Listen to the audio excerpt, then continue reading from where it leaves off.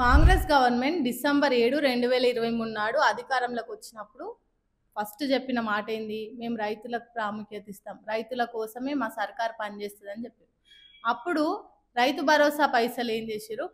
రైతులకు ఇవ్వకుండా పొంగులేటి శ్రీనివాస్కు కాంట్రాక్ట్ పని మీద ఇచ్చిరని ఒక పుకార్లు మస్తు లేచినాయి అప్పుడు.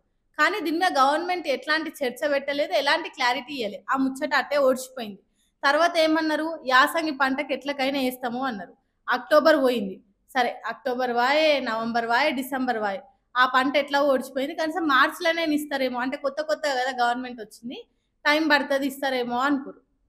మార్చి కూడా పోయింది. మార్చి 31 డెడ్ లైన్ పెట్టేసారు వీళ్ళు.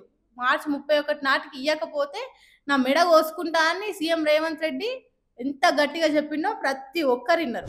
అన్ని మాటలు మాట్లాడిన రేవంత్ రెడ్డి మార్చి కూడా అయిపోయింది. ఇప్పుడు వానాకాలం పంట వస్తుంది.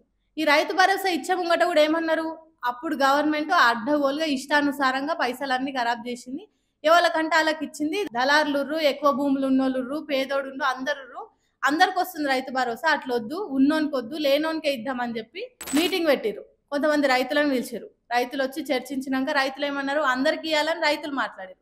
వీళ్ళు ఏమన్నారు? 10 ఎకరాల వాళ్ళకి ఇయ్యం, 5 ఎకరాలకు ఇయ్యం, లాస్ట్కి 4 ఎకరాలు ఉన్నోళ్ళకి అందరికి రైతు భరోసా ఇస్తామన్నారు. ఏమైంది? అప్పుడు కూడా ఒక లిస్ట్ ప్రిపేర్ చేశారు. ఆ లిస్టులో కూడా మంత్రులు, ఎమ్మెల్యేలు, లేకపోతే కార్యకర్తలు వాళ్ళకి తెలిసిన వాళ్ళకి మాత్రమే అప్పుడు ఉన్నట్టుండి రేపే రైతు భరోసా పడిపోవాలని చెప్పి ఒక లిస్ట్ని అడిగితే కొంతమంది మంత్రులు వాళ్ళు కూడా మీటింగ్స్లలో ఓపెన్గా చెప్పారు. సీఎం రేవంత్ రెడ్డి కాల్ చేసి మాకు ఇట్లా లిస్టు తయారు చేయమన్నాడు అంటే వాళ్ళ దగ్గరున్న చుట్టాలకు కానీ వాళ్ళ ఊరోళ్ళకి కానీ ఇట్లా వాళ్ళు పైసలు ఇచ్చారు. అప్పుడు కూడా సగమే పడ్డాయి.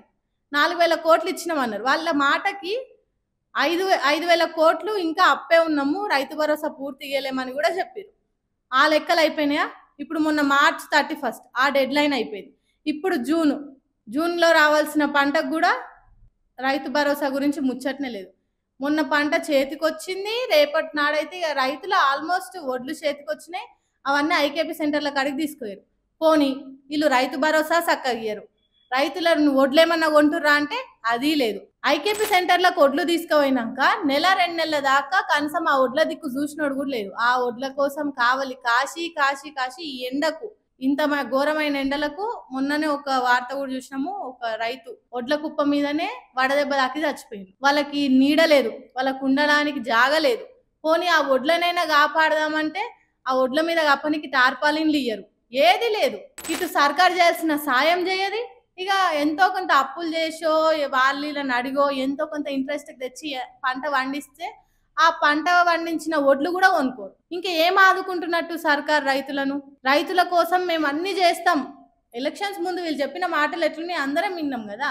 రైతుల కోసం మేము అధికారంలోకి వచ్చినాం, రైతులే మా మొదటి ప్రాధాన్యత అని పెద్ద పెద్ద డైలాగులు చెప్పారు. ఇప్పుడు ఏమైంది? రైతులు చచ్చిపోతున్నా కూడా చూసిన నాదుడు లేడు. మొన్న ఆ ఒడ్ల కుప్పం మీద రైతు చనిపోయిన తర్వాత కనీసం ఆ స్థానిక ఎమ్మెల్యే కానీ అక్కడ లీడర్ కానీ ఒక్కరు కూడా ఆ ముచ్చట గురించి అరుచుకున్నోడు లేడు. కనీసం ఆయన ఎట్లా చనిపోయిండు, ఎందుకు చనిపోయిండు వాళ్ళని పరామర్శించిన వాళ్ళు కూడా లేరు. పోనీ ఆ ఒడ్ల సంగతి ఏమైనా ఉందా అంటే ఆ ఒడ్ల సంగతి కూడా పక్కకు పడేసి ఇట్లుంది రైతుల పరిస్థితి. మొన్నటి వరకు ఎంతో కొంత ఆశ ఉండే రైతులకు, ఏమని అరే ఇయ్యాల కాకపోతే రేపైన ఇస్తారు, సర్కార్ వచ్చి ఏళ్ళు కాలేదు కదా, అంటే సంవత్సరంన్నర ఇస్తుంది, ఇస్తారేమో, ఇగిస్తారు అగిస్తారని ఎదురు చూసి నిన్న బట్టి విక్రమార్క వేల్చిన బాంబు తర్వాత ప్రతి ఒక్కరికి కంప్లీట్ ఆశలు కొలాప్స్ అయిపోయినాయి. ఆశలు మొత్తం ఆవిరైపోయింది. యాసంగి పంట పోయింది, వానకాలం పంటకి ఇస్తారేమో అని అనుకోరు, అది లేదు. మార్చ్ అన్నారు, అక్టోబర్ అన్నారు, జూన్ అన్నారు, ఏదీ లేదు. ఇచ్చినప్పుడు కూడా వాళ్ళు వచ్చినాక ఇచ్చిన ఫస్ట్ రైతు భరోసా కూడా పూర్తిగా ఏ రైతుకు రాలేదు. పూర్తిగా వచ్చిన రైతులు ఎవరిని అడిగినా, ఒక ఊర్లో 100 మంది రైతులుంటే ఈ పూర్తి రైతు భరోసా వచ్చిన వాళ్ళు ఎవరు లేరు. ఆ విధంగా ఉంది సర్కార్ పనితనం. రైతు భరోసా ఒక్కటనే కాదు, ప్రతి ఒక్కటి. కళ్యాణ లక్ష్మి గురించి మాట్లాడుకుంటే తులం బంగారం, పెళ్లి పిట్టల మీద ఇట్లా కూర్చుంటారు లేదో కథం సర్కార్ తీసుకొచ్చి ఆ తులం బంగారంతోనే పుస్తెళ్తాడు చేపిస్తారు. ఆ తులం బంగారం మెడల్ ఉంటది అని చెప్పి ఏమైంది? పెళ్ళి అయిపోయింది, పిల్లలు పుట్టినాక ఇస్తారో అయ్యారు కూడా తెలియదు. ఆ పిల్లలు నడుస్తుర్రు కూడా. ఇక రేపు నాడు స్కూళ్ళలో కూడా పోతారు. ఇక అయిపోయింది, ఇక పిల్లలు పుట్టిరు కదా, ఇక కళ్యాణ లక్ష్మి క్యాన్సల్ అని కూడా అంటుండొచ్చు. అన్నా ఆశ్చర్యపోనక్కర్లేదు. ఇట్లుంది సర్కార్ పనితనం.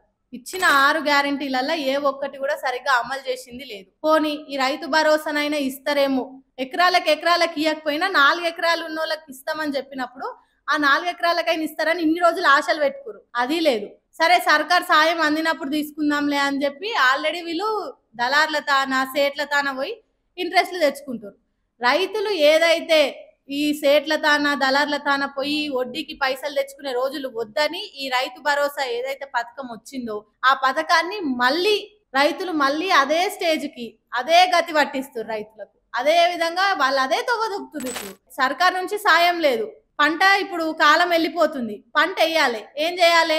ఎవరిని ఎంత అయితే అంత ఇంట్రెస్ట్, గవర్నమెంట్ ఎంత ఇస్తే అంత కట్టుకొని సగం మన పంటలకైనా కట్టుకుందామని ఎన్నిసార్లు సర్కార్ దెబ్బ కొట్టినా కూడా రైతులు ఆశ చంపుకోకుండా ఇస్తుంది ఇగిస్తుంది ఎదురు చూసి మొన్న యాసంగి పంటకు అప్పులు తెచ్చుకురు.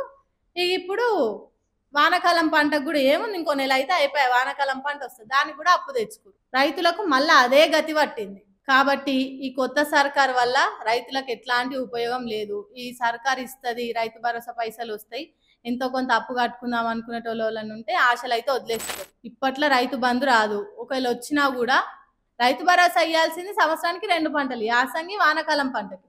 వీళ్ళు ఏం చెప్పిర్రు, సంవత్సరానికి వట్టి విక్రమార్క మాటలు ఎంత స్పష్టంగా ఉన్నాయి ఆయన మాట్లాడుతుంటే, సంవత్సరానికి 18,000 కోట్లు రైతుల ఖాతాల్లో జమ చేయడానికి సిద్ధంగా ఉంచినాం. ఇక్కడనే బాగా చెప్తే చేతులు ఎత్తేస్తారు కదా. ఇప్పుడు సంవత్సరానికి అన్నారు, ఎగ్గొట్టేసి సంవత్సరానికి అన్నారు. ఏముంది, జస్ట్ తప్పుదో పట్టించడం. ఇక రాన్నాడు ఏం చేస్తారు, అది కూడా ఎగ్గొడతారు, వేరే కొత్త ముచ్చట పట్టుకొస్తారు. ఇక రైతులకు మేము చెప్పదలుచుకుంది ఏంటంటే, మా సొంతంగా మేము చెప్తున్న మాటలు కూడా కాదు, బట్టి విక్రమార్క ఇచ్చిన స్టేట్మెంట్ కానీ ఆయన మాట్లాడిన మాటల ఆధారంగానే మేము ఈ వీడియో చేసినాం. రైతులు ఎవరైతే రైతు భరోసా మీద ఆశలు పెట్టుకుర్రో ఆశలని ఆడికే ఆపేసుకోండి. ఏమున్నా మీ పంటను ఎంత వీలైతే అంత జల్ది అమ్ముకోండి. సర్కార్ ఒడ్లు కొంటుందన్న ఆశలు కూడా చూస్తూనే ఉన్నాం. సర్కార్ ఒడ్డు ఎట్లా కొంటుందో, ఎంత జల్దీ కొంటుందో కూడా మన కళ్ళ కట్టినట్టు అన్ని వార్తలు రోజు వస్తూనే ఉన్నాయి. అవి కూడా ఎంత జాగ్రత్తగా ఉంటాయి. ఇక మీ జాగ్రత్త మీరే పాటించుర్రి. సర్కార్ వస్తుంది, సాయం చేస్తారని ఎదురు చూస్తే మొన్న రైతు చచ్చిపోయినట్టు అందరి గత అవుతుంది. కాబట్టి ఈ పాటికే అర్థమైపోవాలి, రైతు భరోసా రామ్ రామ్.